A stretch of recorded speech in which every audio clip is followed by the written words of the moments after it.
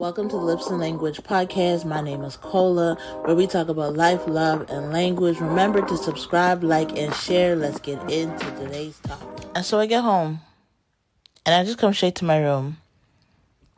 I think I texted a couple people to say it didn't work out. But I didn't want to talk to anybody.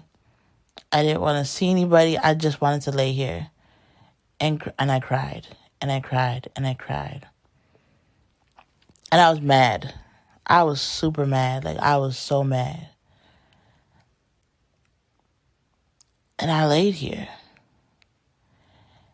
And I was like, God, this is the second time you flat out embarrassed me.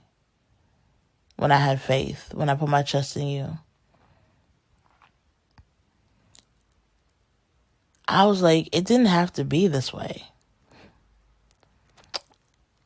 Because I'm like, God, I had asked you along the way if this was what you wanted me to do. I had questioned it. I didn't try to do this in my own strength. I didn't try to make a way for myself. I didn't try to have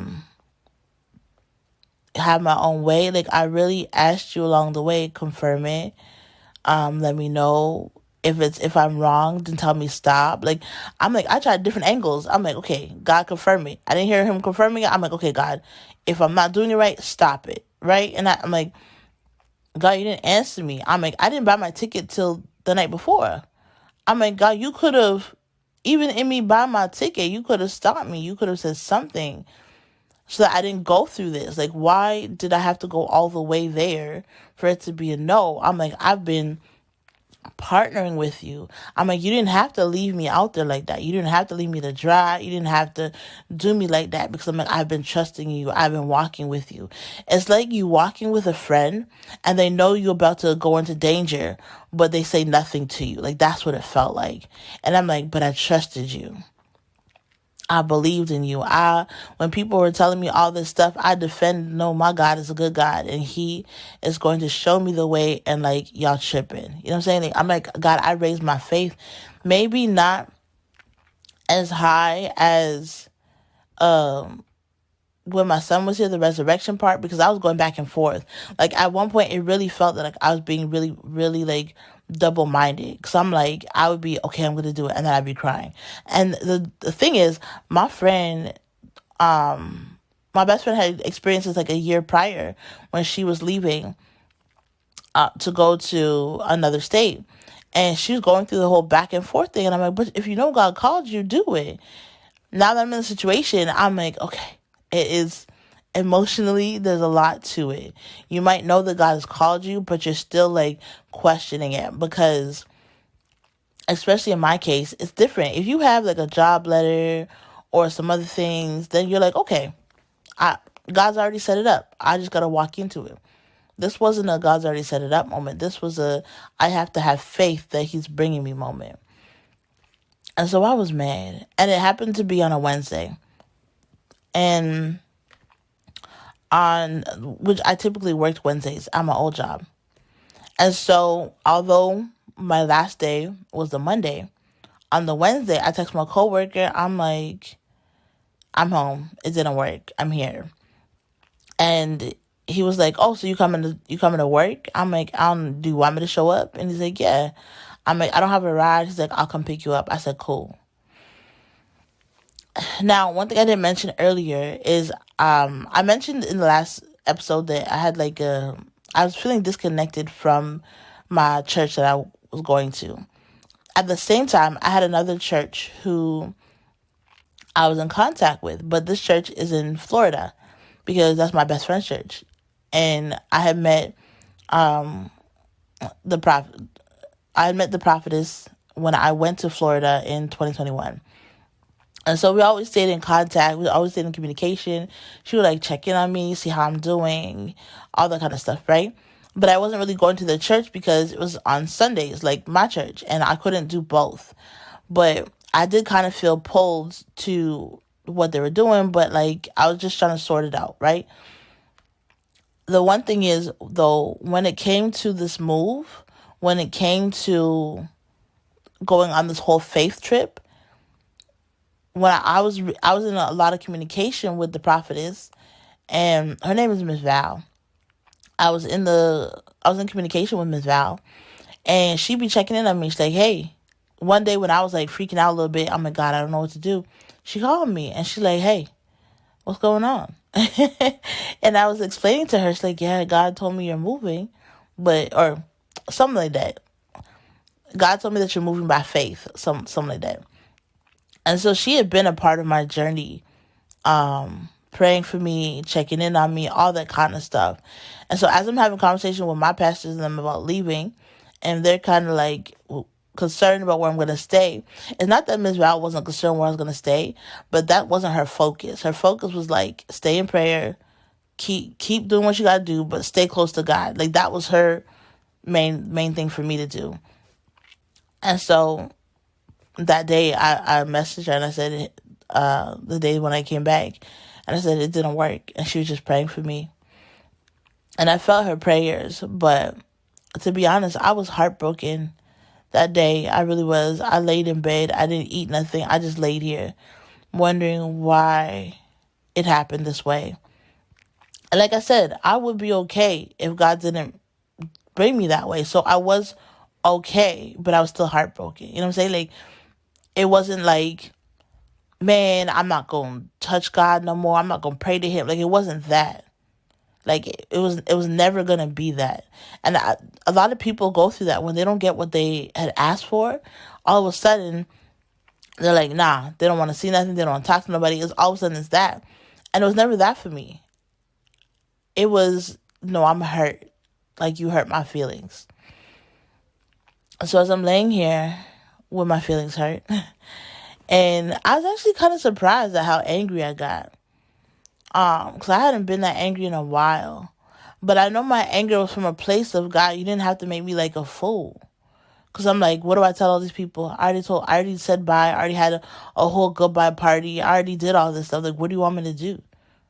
Do I go back to this life that I built but stopped? Or where do I go from here? And part of it was the embarrassment. It kept me from talking to anybody. Because I'm like, man, these people just going to look at me and be like, look at this girl.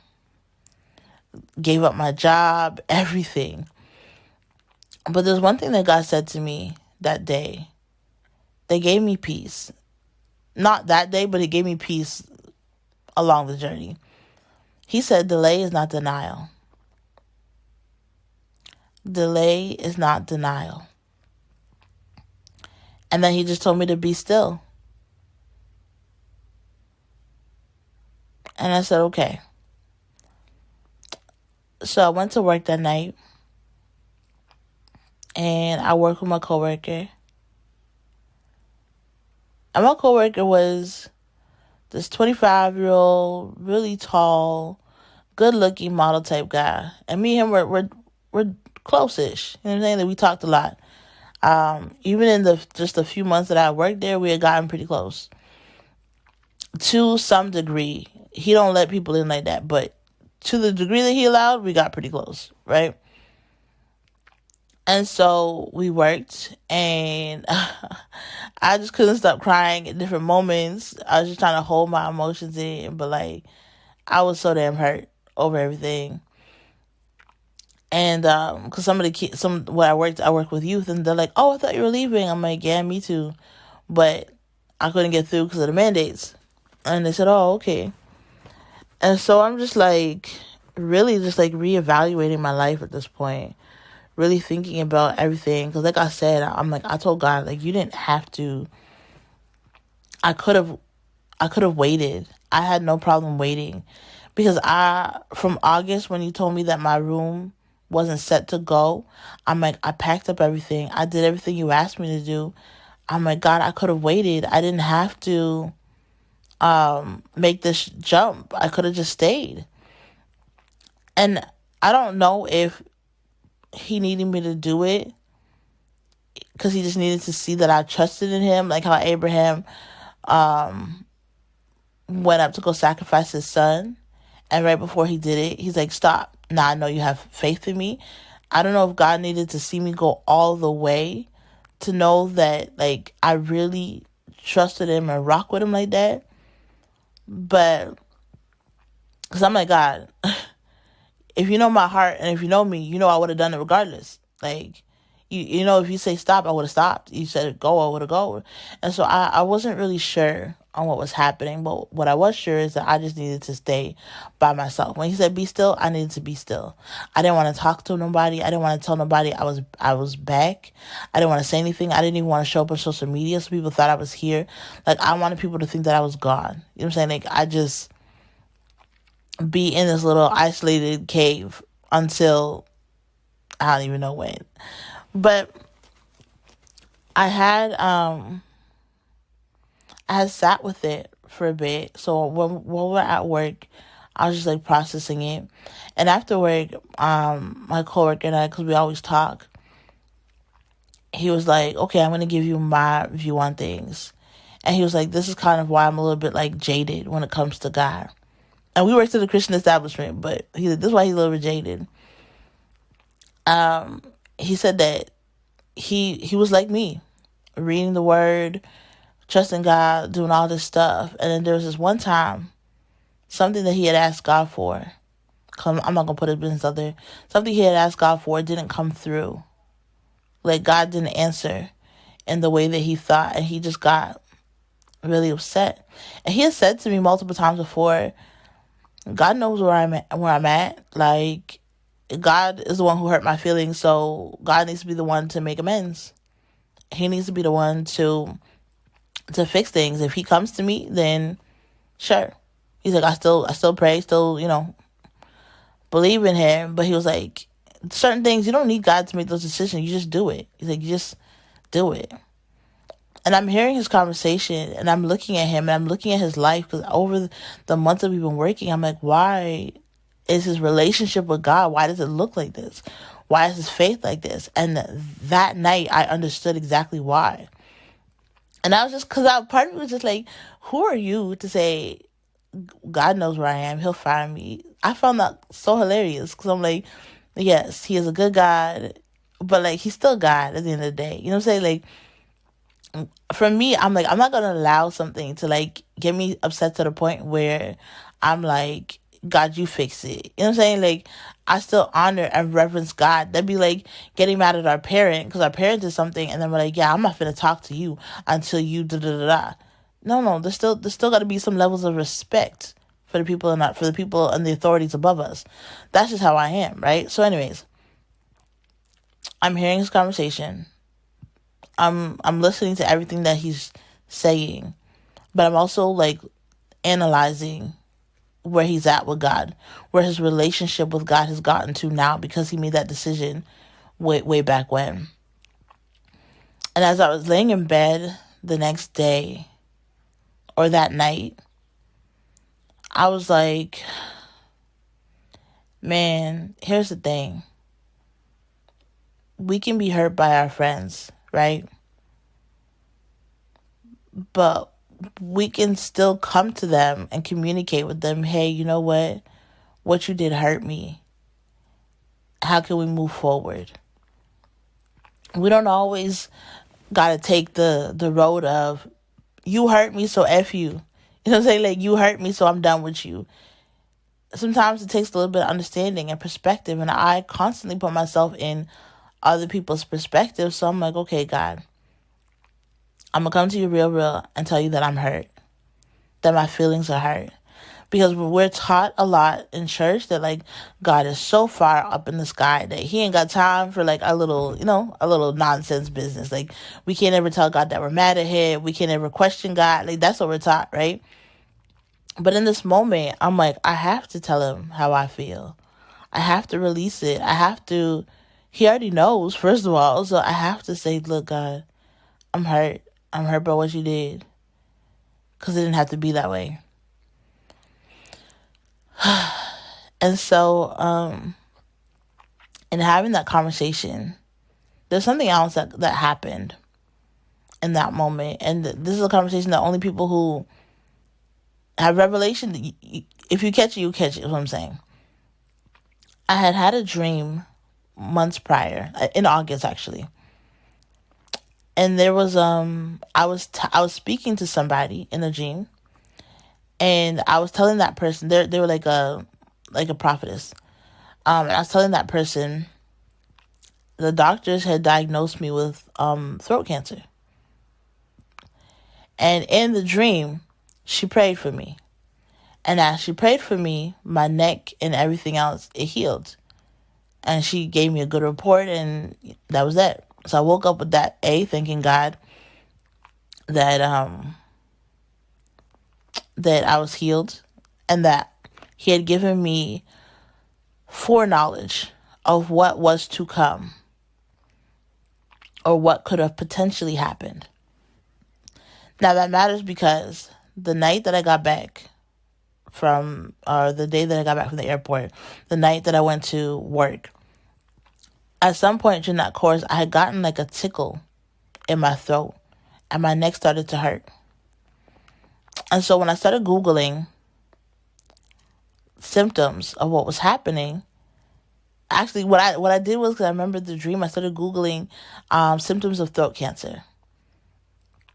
And the symptoms that I was experiencing was some of the early signs of throat cancer. And I said, interesting. And so this is what I said. I said to God, I'm like, I'm hurt, but we're going to work through this. We're going to make it all work out. And this is, it wasn't after I Googled that I'm like, oh, let me make up with God so I don't get throat cancer. No, it's just in the process of the weekend. I'm not remembering necessarily in order. But the very next day, I had said to God, I'm like, look, this is where it's at. This is how I feel. You told me to be still. You said delay is not denial. So I'm going to be here. But help me to like forgive and to just like to know what's next. What are the next steps? And then I felt this peace come over me, and I said, okay, we're cool. And so I had sent my coworker a message in regards to like what we talked about the previous night. And I said, this is my perspective. Yes, things come that hurt us, hurt our feelings. They don't work out the way we want to. But we're all given a choice. We can choose to be mad and to charge God wrongly, essentially. Or we can choose to ask him what's next. Let it go, be at peace, and keep pushing. And I didn't say these exact words to him, but it was something like that. And I was just explaining to him, like, he doesn't really like letting people in like that. And I'm like, but look, I'm here for you as a friend or whatever. Not whatever, as a friend, whenever you need or whenever you're ready for that. Because I knew there's a certain level of comfortability he had to have. And the only reason I'm bringing up this story is because he ghosted me. He legit ghosted me right after. Like, right after Wednesday night, he stopped talking to me completely. And I was just like, I couldn't understand what happened. But he's not the main character of the story. So, during the course of the weekend is when God brought me back to the dream. And the Thursday after I had made peace with God and I said, this is what we're going to do. And I just prayed over my neck and prayed over everything. It went away. Whatever pain, whatever thing was there, it went away. And the revelation he brought me in that moment, by reminding me of the dream, me looking up the symptoms, all of that, is that the devil was waiting to accuse me. He was waiting for me to be mad at God, for me to turn my back on God, and for me to completely walk away, for him to then accuse me and bring destruction upon my life. That's what that was. He was waiting to bring the throat cancer to my door. But because I had made peace with God, because I had remembered the dream, I remembered how I was already covered and I was already safe. Every pain, every tickle, everything went away. And I said, that is so spiritually insane. I didn't even know that could happen. That was so like, what in the world is going on? Like, what in the outer world is going on? You know what I'm saying? Because like, and it was just the fact that God allowed me to piece it together, that's what was getting ready to come upon me. But because I had chosen the latter, because I had chosen forgiveness, because I had chosen to talk it out and to work it out and to release all of the anger, because it was the anger and the bitterness that would have turned into the cancer. But because I had chosen to release it all, it spared me from what was about to take over me. And so I was like, man, I'm learning in this moment. There are certain things that I could only learn through this experience. Because we don't ever think how we're going to, we don't think we're going to react badly to something. We're always just like, nah, we're good. Don't worry about it. But it's only when that thing happens to you that your reaction takes over. They say out of a man's heart, so he speaks. We don't always fully know what's in our heart until a situation happens. Like, we can say, oh yeah, forgive everybody, forgiveness, forgiveness, forgiveness, but then have somebody take somebody you love, have somebody betray you, and then all of a sudden that forgiveness speech is out the door. You have to know how your character is in different circumstances. Even the ones that we're blind to, our blind spots have to be sharpened, have to be worked on. Our weaknesses have to be given over to God, or we need to be made aware of what our weaknesses are. And in that moment, I was very clear on who I could have become had I allowed it to happen. But in that moment, I took a moment and I thanked God for what was happening next.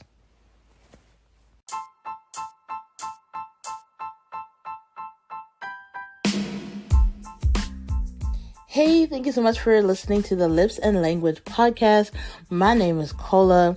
I am so excited that you are here. If anything I said today resonated, then get in touch with me. I have an amazing mentorship program. It is for those who feel misunderstood, overwhelmed, going through grief. It is truly an amazing time. If you want more info, hit my website, lipsandlanguage.com. And if you want to get in touch with me, you can hit it up on the website or DM me. I have a free gift for you, and I would love to be in contact with you. Whatever you decide, just know that healing, it looks good on you. And I'm so excited that we get to do this journey together. Have a blessed day. And if nobody told you, I will. I love you. Enjoy your day, and we'll talk soon. Peace.